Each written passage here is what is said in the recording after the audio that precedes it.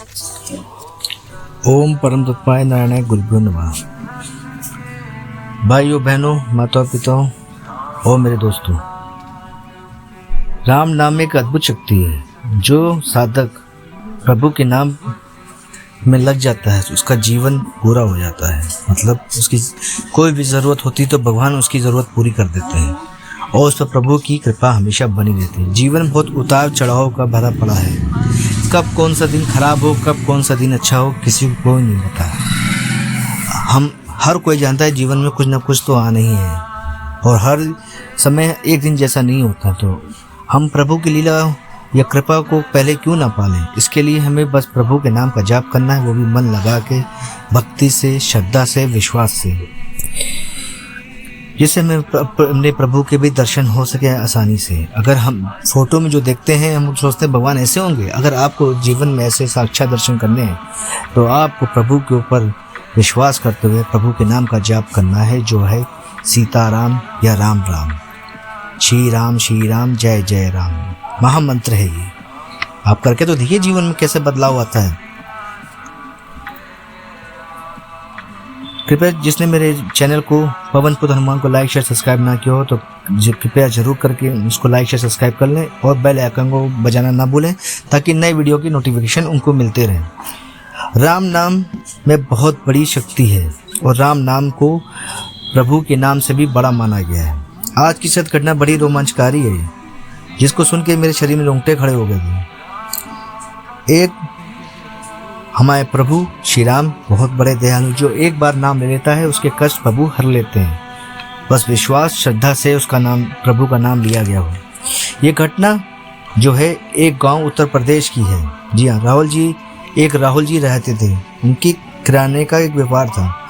उनके परिवार में उनकी पत्नी, बेटी मीना और उनके माता पिता रहते थे। राहुल जी के पिता बहुत ही कम बोलने वाले एवं बहुत धार्मिक व्यक्ति हैं। उनका नित्य का कर्म था कि 4 बजे उठकर अपना नित्य कार्य करने के बाद प्रभु का नाम सीताराम का जाप नित्य वो करते करते और अपना कार्य करते करते कभी कभी उनकी आंखें प्रभु की लीलाओं पे, प्रभु के विश्वास पर उनकी आंखें भर जाती थी। उनका रोज का दिन भर था कि सीताराम का जाप करते करते नित्य पूरे कार्य करने। उनको अपने इष्ट पर पूरा भरोसा था। वे कहते थे कि प्रभु जो करते हैं अच्छा करते हैं, हमें आज की चिंता नहीं होनी चाहिए ना कि कल की, हमें आज की चिंता होनी चाहिए ना कि कल की।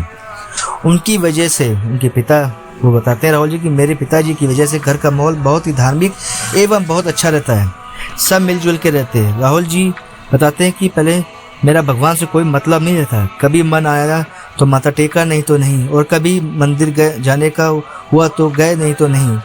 उनके जीवन में एक ऐसी घटना घटी जो उनका जीवन बदल गया और प्रभु पर उनकी आस्था विश्वास दृढ़ हो गई, बढ़ गया। और अब इसी कारण प्रभु की लीलाओं का वर्णन करते करते वो रोने लगते हैं और अपनी घटना का विवरण बताते बताते उनकी आंखों में आंसू आ जाते हैं। राहुल जी बताते हैं कि रोज की तरह मैं अपनी बिटिया मीना को रोज स्कूल छोड़ने जाता था और लेने जाता था, पर एक बार उनकी पत्नी की तबीयत बहुत खराब हो गई तो उसको दिखाने डॉक्टर के पास जाना था। तो उन्होंने अपनी बिटिया मीना को स्कूल छोड़ते समय बताया कि बेटी आज तुम्हारी मम्मी को डॉक्टर को दिखाने जाना है। तो बेटी मीना बोली, कोई बात नहीं पापा, आप डॉक्टर को दिखाई आइए, मैं स्कूल से घर आ जाऊंगी, मुझे रास्ता पता है। फिर वो अपनी पत्नी को दिखाने डॉक्टर के पास गए। बेटी की छुट्टी 1 बजे हो जाती थी। करीब 3 बजे वो घर पहुंचे डॉक्टर दिखा के। घर आने पर देखा कि ताला नहीं खुला है और पड़ोसी के पास उन्हें चाबी दे रखी थी। तो पड़ोसी के पास वो गए चाबी लेने के लिए। तो पड़ोसी के पास जब वो चाबी लेने गए तो उन्होंने सोचा कि मीना भी पड़ोसी के घर पे होगी। पड़ोसी के घर जाकर दरवाज़ा खटखटाया तो उन्हें देखा, उन्होंने अपने पड़ोसी से चाबियां मांगी और कहा बेटी मेरी मीना आ गई हो तो कृपया उसको भेज दें।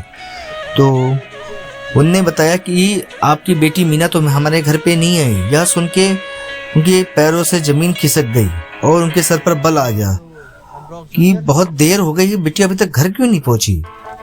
तुरंत वो स्कूल भागे और पता चला कि मीना तो समय से स्कूल से निकल गई थी। उसके बाद वो कहाँ गई स्कूल वालों को भी नहीं पता। उन्होंने जितने जानने वाले को थे सबको फ़ोन मिलाया, सबसे पूछा तो किसी ने कोई जवाब नहीं दिया। किसी को कोई पता ही नहीं था वो कहाँ गई, ना वो गई थी किसी के पास। ढूंढते ढूंढते परेशान होते होते उनको रात के 8 बज गए। फिर होते होते उन्होंने अपने पिताजी को फ़ोन मिलाया और मीना जो घटना घटी थी मीना के विषय में उन्होंने पूरा उसका विवरण दे दिया। उन्होंने बताया कि मीना स्कूल से अभी तक घर नहीं पहुंची है, क्या करूं मैं। तो उनके पिताजी बोले कि बेटा धीरज रखो और कहा कि बेटा सीताराम जी पर पूरा भरोसा रखो, जल्दी मीना घर आ जाएगी। फिर पिताजी ने अपने घर के मंदिर में जाकर एक ज्योति जलाई और प्रभु राम से प्रार्थना करने लगे, अब तेरा ही सहारा है प्रभु, आपके अलावा मैं किसी और को नहीं जानता, ना ही मैं जानना चाहता हूँ। मेरा जो भी है वो आप हैं प्रभु, सिर्फ आप हैं। इस मुसीबत की घड़ी में केवल आप ही का सहारा है मेरे प्रभु। प्रार्थना करते करते उनकी आंखों में आंसू आ गए और वो रोने लगे। वे सीताराम का जाप करने लगे लगातार। वे सीताराम का जाप करने लगे। जाप करते करते वो लीन हो गए। उधर राहुल अपनी बिटिया मीना को ढूंढते ढूंढते बहुत जगह चले गए, तब भी उनको कोई जवाब नहीं मिला कि बिटिया कहाँ गई। अपने आस पड़ोस मोहल्ले में और सिटी में स्कूल के आसपास सब पता करते रहे तो उनको कुछ नहीं मिला। उनका हाल बहुत बुरा हो गया था। रात करीब 10 बजने को था। वो निराश होकर अपने घर में बैठे हुए थे अपनी पत्नी के साथ। तभी किसी ने उनका दरवाज़ा खटखटाया। 10 बजे करीब उनका दरवाज़ा खटखटाया। राहुल ने खोला तो देखा कि दरवाजे पर उनकी प्यारी बिटिया मीना खड़ी थी।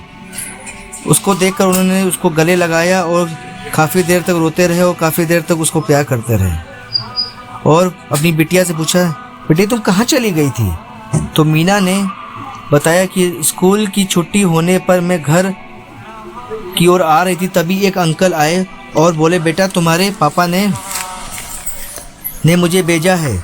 और तो मैं उनसे बोली कि मम्मी को तो वो लेकर डॉक्टर को दिखाने गए हैं। तो उन्होंने बोला कि हाँ मुझे मालूम है वो आपकी मम्मी को दिखाने गए हैं। तभी तो उन्होंने मुझे कहा कि मेरी बिटिया को तुम घर छोड़ देना और अकेले उसे डर लगेगा, इसलिए तुम चले जाओ उसको ले आओ। उन्होंने अपनी मोटरसाइकिल स्टार्ट की और उस पर मुझको बिठाकर उन्होंने बोला कि मुझे एक काम है, मैं काम करके के बाद तुमको घर छोड़ दूंगा। फिर वो मुझे एक घर में ले जाकर वहाँ बैठा दिया और ताला बंद करके वो चले गए। देखिए प्रभु किसी भी रूप में आ सकते हैं। प्रभु का वर्णन करने में कोई कमी नहीं है, हमें बस प्रभु पर आस्था बनाए रखनी है। ऐसे ही ये सत्य कहानी है। काफ़ी देर बाद वो आए, अंधेरा हो गया था तो वो मुझे लेने आए और बोले चलो मैं तुम्हारे घर छोड़ दूँ। थोड़ा समय लग गया था मुझको। शहर के बाहर कच्चे रास्ते से वे मुझे ले जाने लगे। तभी कुछ दूर चलने के बाद उन्होंने देखा एक आदमी एक औरत धनुष बाण लिए खड़े हैं और उसके पास आकर बोले कि इस बिटिया को छोड़ दो, ये तो मैं तुमको मार दूंगा, ये तुम्हारा वध कर दूंगा। इतना सुनने के बाद वो इतना घबरा गए कि वो सब छोड़ छाड़ के वहाँ से भाग गए और डर के मारे वो मुझे उनके पास छोड़ के भाग गए। जब वो भाग गए तो मैंने देखा कि वो उनके चेहरे पे बहुत ज़्यादा तेज़ था जिसको मैं देख नहीं पा रही थी। और जो धनुष बाण और जो उनके साथ थी एक स्त्री जी, वो उनके चेहरे पे बहुत तेज़ था। उनका चेहरा बिल्कुल लाल जैसा खिल रहा था। तभी मैंने देखा कि वो मुझसे कहने लगे कि चलो बिटिया मैं तुमको घर छोड़ देता हूँ।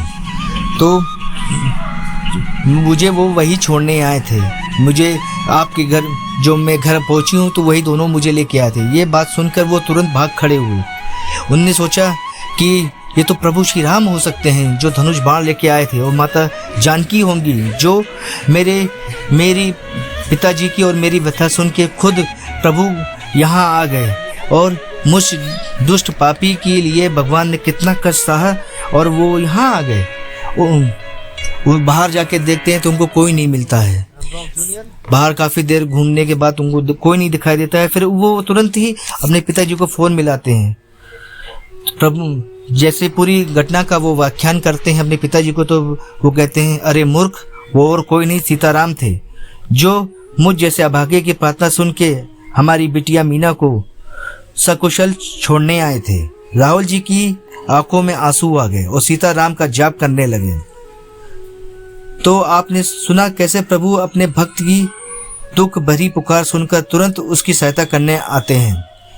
इसलिए मैं कहता हूँ आप भी लग जाएं मेरे साथ इस मुहिम में, प्रभु का नाम जपने में, और आस्था विश्वास बना के रखिए। आपके जीवन में जो भी कष्ट आएगा प्रभु उसको हर लेंगे बिना कुछ जाने। जी हाँ, अगर आपको इस भक्त की कहानी अच्छी लगी हो तो कृपया मेरे चैनल को लाइक शेयर सब्सक्राइब करना बिल्कुल ना भूलें और बेल आइकॉन को जरूर बजा दें ताकि नई वीडियो को आपको नोटिफिकेशन मिलते रहें।